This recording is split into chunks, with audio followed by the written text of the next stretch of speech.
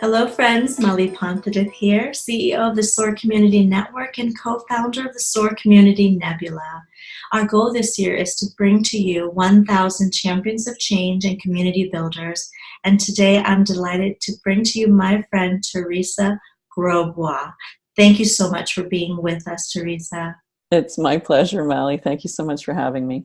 I'm delighted to have you, and I've been wanting to share you for so long. Can you please share with our community the work that you're currently doing in the world? Tell us a little bit more about who you are. Well, I have the privilege of leading a really wonderful, challenging, beautiful organization called the Evolutionary Business Council. And the EBC is really a council of people who've declared their lives forces for change in the world. They're change agents, thought leaders, emerging thought leaders, people who are running impact-based businesses. And the EBC's mission is to help them grow their influence specifically. So we do a lot in helping our members really understand what creates word-of-mouth epidemics and become a force for change in the world. And it's all inside of, wow, this could actually be really fun, being a force for change in the world. So we really have a good time together. What inspired you to start this organization, and what continues to keep you going? Wow, what awesome questions. You know, truthfully, the EBC started by intervention. It's a cute story because I teach influence. I'm an expert on influence. I've been passionate about understanding about influence ever since I was a young child, probably because I had none.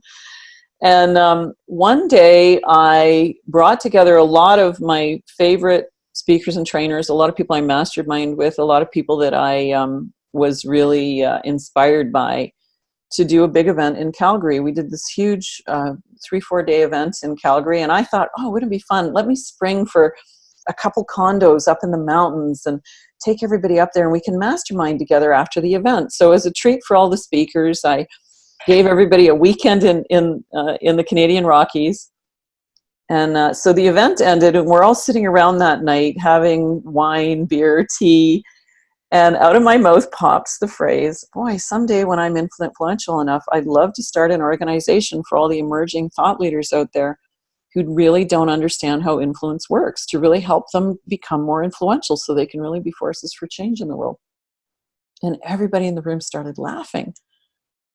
And I'm like, whoa, wait a second. I was just really vulnerable about my dream, and all you guys are laughing. And I remember this moment like it was yesterday, because Daniel Gutierrez looks at me, and of course he's one of the top Latino speakers in the world. And he just looks at me smiling, and he says, wait a minute, Teresa. And he actually does it in that Dan way, like, wait a minute. Weren't you on stage 5 hours ago telling people to notice when they say someday I will, and inviting them to step into that dream right now? And then Jennifer Hoff looks at me, who of course she runs one of the largest online movements with Get Out of Your Own Way. She looks at me and she says, so when are you going to do that, little sister? And that was like the moment the EBC was born. In fact, all of those people sitting in that room with me became the first board of directors and the champions for the movement. They're all still part of the organization. And it was really quite magic, actually. We spent the rest of the weekend brainstorming and talking about what the EBC could be. And we've never looked back since. Actually, it's become this amazing, awesome force for change in the world. And the main thing I need to do is get out of the way and let the members run it, because it really is quite cool. Well, I'm going to skip the next question, because the next questions are, who are the people in your life that have come in and somehow shifted your path in a profound way? And you just named some of them on top of the mountains, the Canadian Rockies, as you mentioned. Yeah. We'll move on to the next question, which is, when you think of a change agent, community builder, and as you describe influencers, those that are really creating the impact, really activated to do this, what are some of the consistent characteristics and attributes that are there within these personalities, within these souls? Wow. You know, it's funny, just as you're asking that question, I keep thinking about Dr. Shonda Perrin, who's actually a deep friend of mine, but she's also the founder of Project Forgive. In fact, was nominated for a Nobel Peace Prize for her work in Project Forgive. And, you know, what I love about Dr. Sean is that she's a very real individual. You know, change agents, people who are forces for good, are really authentic. you know. And there's a lot of different definitions for authenticity out here. Here's mine. Authenticity is just your inside voice saying the same thing as your outside voice, you know. Pretty simple. I love that. What we can tell when people have this disconnect, right? We've all met salesmen where we can tell what's coming out of their mouth is not the same as what they're thinking in their mind. And, you know, what I love about Dr. Sean is that she's really helped a lot of people, a lot of change agents in this industry really understand that it's our own self-sabotage, our own inner dialogue that really stops us from stepping up into leadership. Her work around communications theory and really being a change agent, understanding how media works and things like that is really profound and has had a huge impact on my life. I go to her courses as often as I can.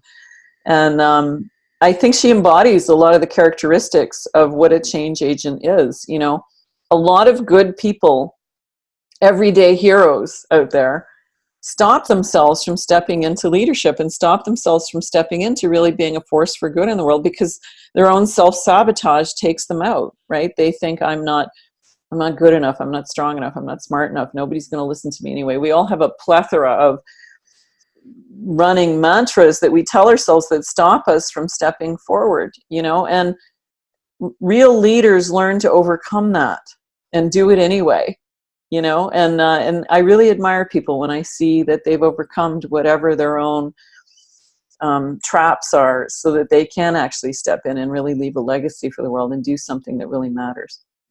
Speaking of legacy, it's almost like you knew exactly what I was going to ask you next, which is that what other causes, movements, grassroots initiatives out there are you helping to advance? And we can dive more into what you're currently doing or other organizations you'd like to highlight. But what is it that you're utilizing your gifts, your talents, your passion, your joy, your life experiences?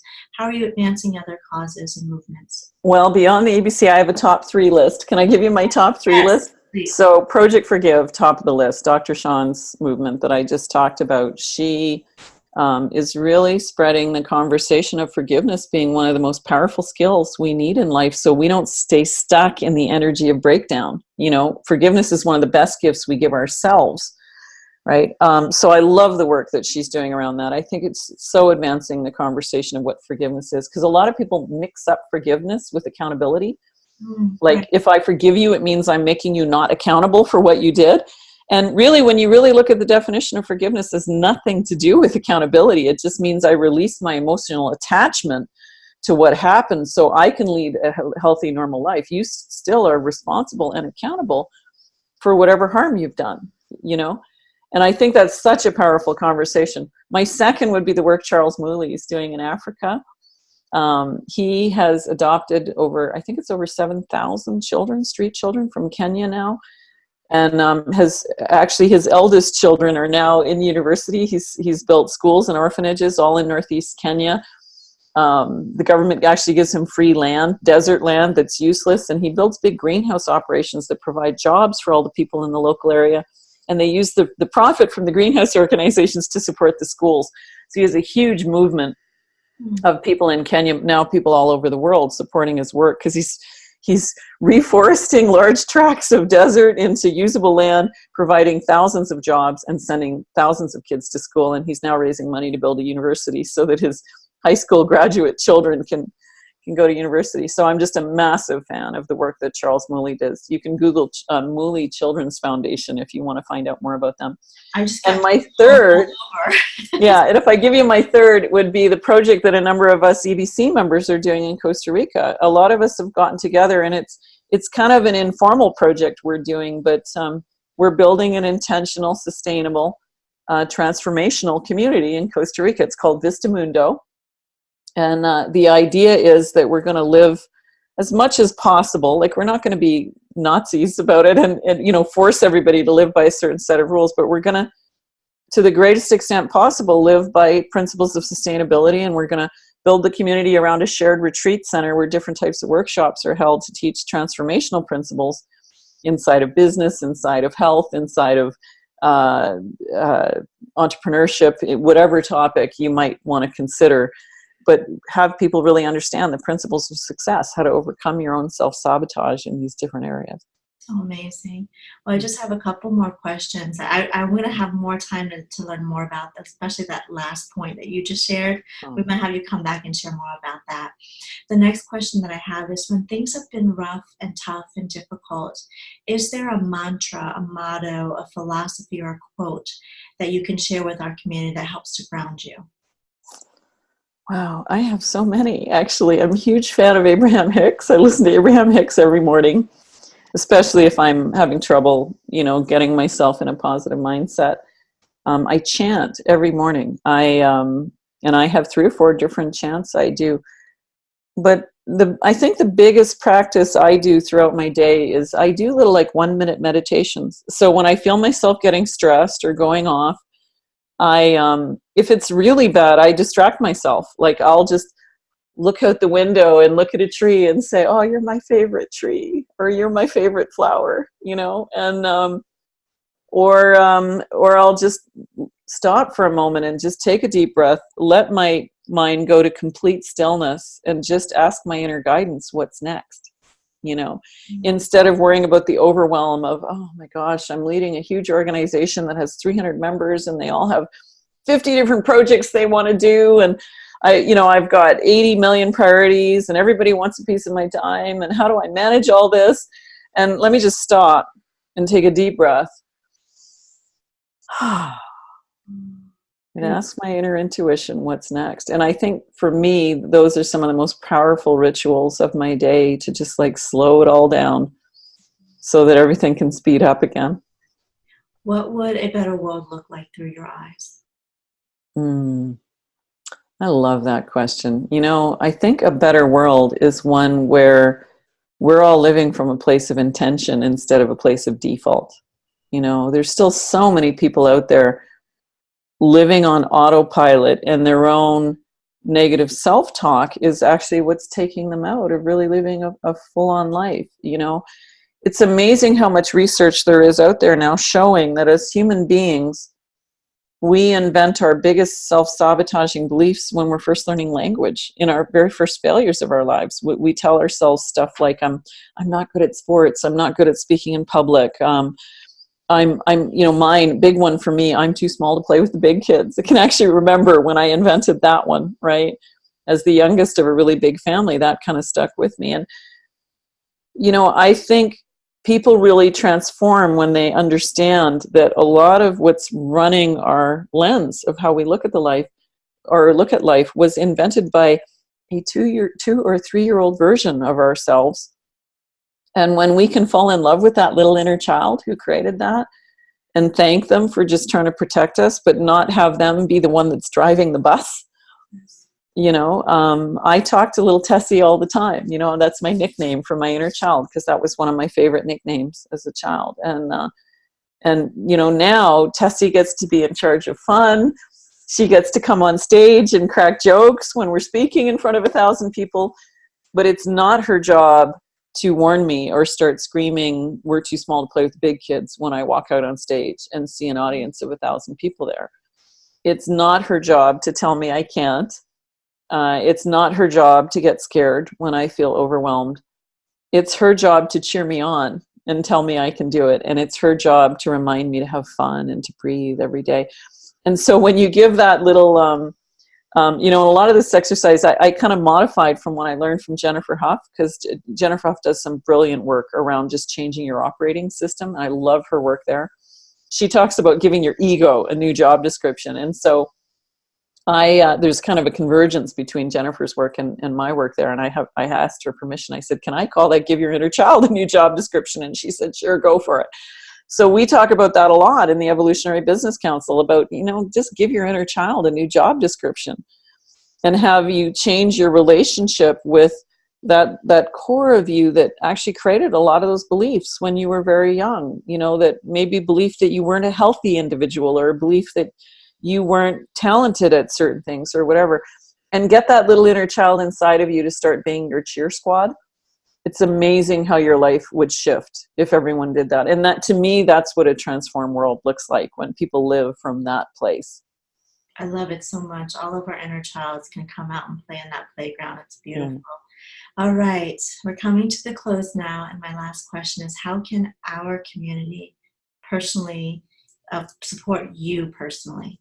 Well, I would love to see more people do my 30-day influence challenge. So can I give away a free program? Yes, please. Um, because one of the things I really saw with a lot of people is influence is really a skill set, and it's as simple as breathing once you get it, right? There was a time you thought breathing was hard. You came out of that womb and some idiot hit you on the back and you cried for a minute, and then you learned breathing, right?